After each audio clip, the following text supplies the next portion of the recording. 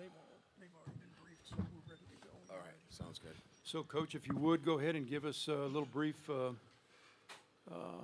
recap of your thoughts of the game. Well, congratulations to Kirby Smart and University of Georgia on being the SEC champs. They were the better football team today. Proud of my team. Proud of the fight that they gave today. We were just a little short. Some key plays, obviously, in the game were, pivotal. Obviously, the special teams play early.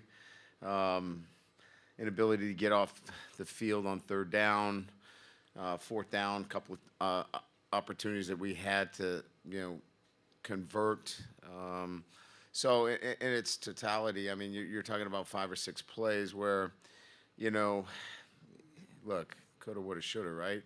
The best team won today, but I love the way our guys competed. They fought, and that's who they are. That's the identity of this team all year, and unfortunately, we were not clean enough in some of those areas against the #1 team in the country. And when you're playing the best team in the country for an SEC championship, those things are going to come back and affect the outcome. But as I told them in the locker room, we've got a great foundation. It's a young football team that will take this lesson and build off of it. And I'm so excited to have the opportunity to coach them. Questions for Coach Kelly or the players at this time? And if you would, please identify yourself and your affiliation.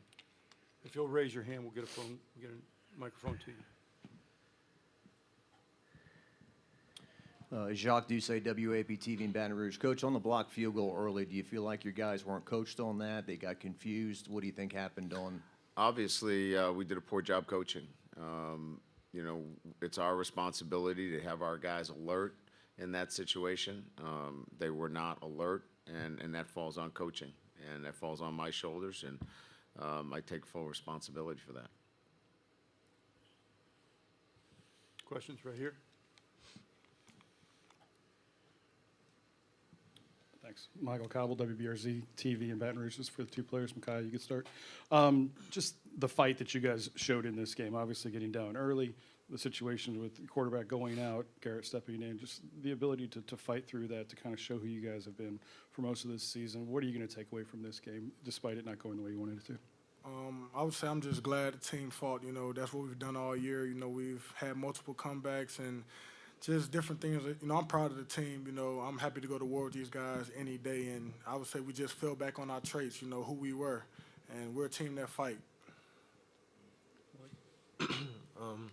I would say, it doesn't, how we looked at it, didn't matter what quarterback came in, it was just plays to be made on the field. And I feel like Garrett gave us, opportunities to make plays down the field, and we did it in the second half. So I was very, proud of the offense that we didn't give up. We just, kept striving and just kept putting plays together. Questions? Raise your hand. Right over there.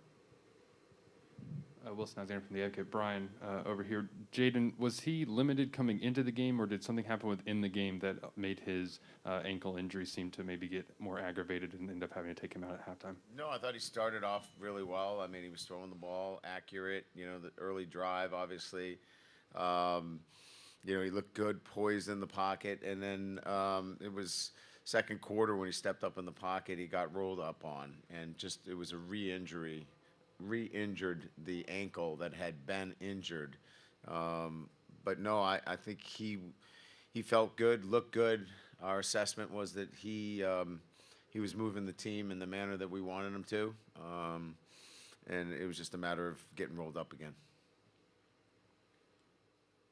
Questions? How about back there? Yeah, Matthew Burney with On 3. Micaiah, just what was it like going against that Georgia offensive line in that run game, and just how they kind of attacked y'all? I mean, it's a challenge every single week, playing in the SEC, going against good old lines, and just, we've played a great running back almost every week. So, it was just another bump in the road for us, just, the same preparation throughout the week, just, we got to fall back on our traits and do what we do, and, everything will fall in line. Back in the front.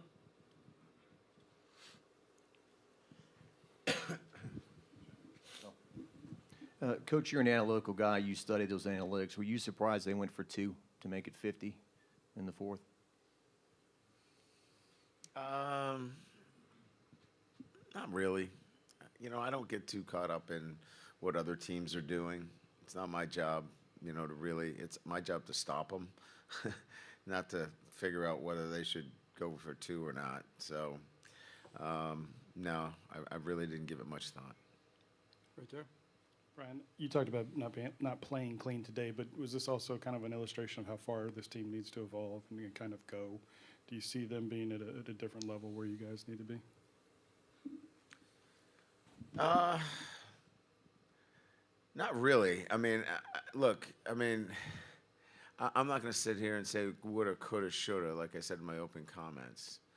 But if we just do a little bit better job on a field goal situation, you know, take 7 off the board, it's 43 points, and you know maybe we convert that, it's 37.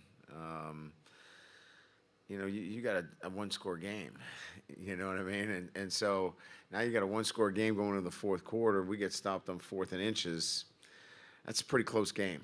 So the divide is not huge, but we got work to do, as I told our guys. You know, and it's 24/7. It's not just on the field. It's how we do things away from the building. It's every day in the classroom, in the community, all the little things that are going to allow us to be more aware and to be better communicators and have an attention to detail in all those areas. We got to continue to develop our football team, but this foundation is really strong, and we'll be able to continue to build on it. But I don't believe that the gap is something that we can't continue to close and get back here again next year. That'll be our goal, to get back here and to win it.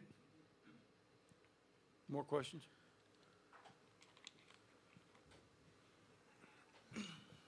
Yep, Malik, you kind of mentioned it, but the pass game with both quarterbacks was working. What specifically were y'all doing well in this game that allowed y'all to get open?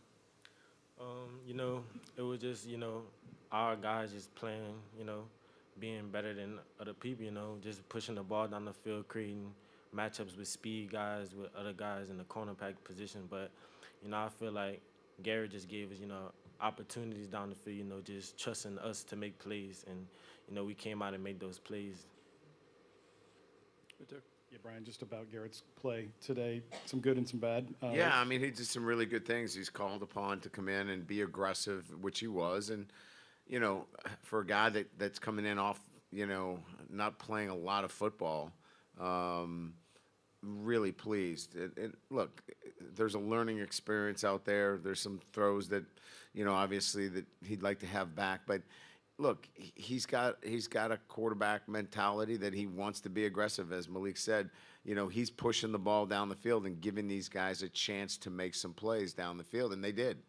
Sometimes they're plays where they're 50-50 balls, but, you know, he gives them a chance to make some plays, and he did a nice job with that. Questions? Right there. Yeah, hey, Coach. Glenn West, Go247. Just the next couple weeks, I know obviously you guys are focused on recruiting, but just internally with this team, what are the goals that you guys have, I guess, over the next couple weeks to, you know, before the Well, they got bowl game? exams. They got to take care of their academics. So first and foremost, academics. We'll give them a chance to rest up a little bit, get them in the training room, some weight training. We have our end of the year banquet where we're going to celebrate our seniors on Sunday and thank them for what they've contributed to an SEC West championship.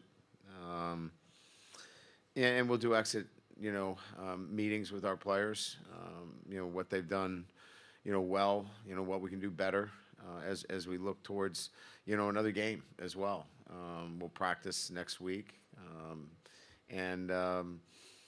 You know, again, there are other things that are as important as recruiting, and that is your team. And, you know, we're not going to rush off and forget about, our players and the development of our players at this very crucial time as well. Just a few more questions back there. For either Makai or Malik, Jaden playing through that in the second quarter, particularly maybe the last drive when he came in, he was clearly very limited to lead you all to a field goal. What did that tell you about him? I feel like that tells me that he's passionate about playing the game of football for this team. He's a fighter. He came in here, with a bump on his ankle, but he just never backed down through practice or anything. He just kept fighting. To say that he fought through 3 quarters of play against the number 1 team, on a bump ankle, it shows that he's pretty a strong player.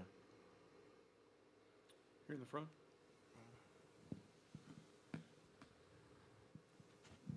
Guys, for the 2 players, I'd like both of you to answer it. Not necessarily personally for yourself, but speak for the team. The idea of looking forward towards a bowl game.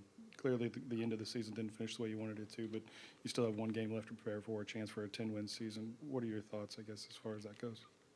I would say we just want to finish off the right way, get back to it, get back to our process, going at it in the weight room, working hard, just practicing, paying attention to the small details, just end the season on a good note and, send the seniors out right.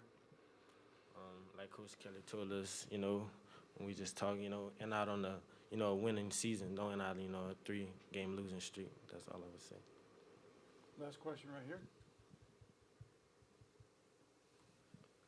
Coach Shea Dixon with On 3. I think before that A&M game, you had won every November game for like 5 seasons straight. That's correct. What's the approach here across the next month, the off season, to not let the final 2 games here take anything away from what y'all accomplished? Well, I don't think there's, anything that can take away from what this team accomplished on the field relative to winning an SEC West championship. They won that on the field. What I think it does is it brings into light clearly the progress that we've made and the things that we have to continue to work on. So I think I think for everybody, it clearly defines who we want to be and that we're not there yet. And that's okay. That's okay. We're not happy that we're not the SEC champs. That's not what we wanted today. We wanted to win this game. But we know where we're at. And we've clearly talked about what we need to do to be the SEC champs. And that's okay. We need to go to work and get better at the things necessary for us to be better collectively, individually, and as a football program. All right, Coach and guys, thank you very much. Appreciate your time.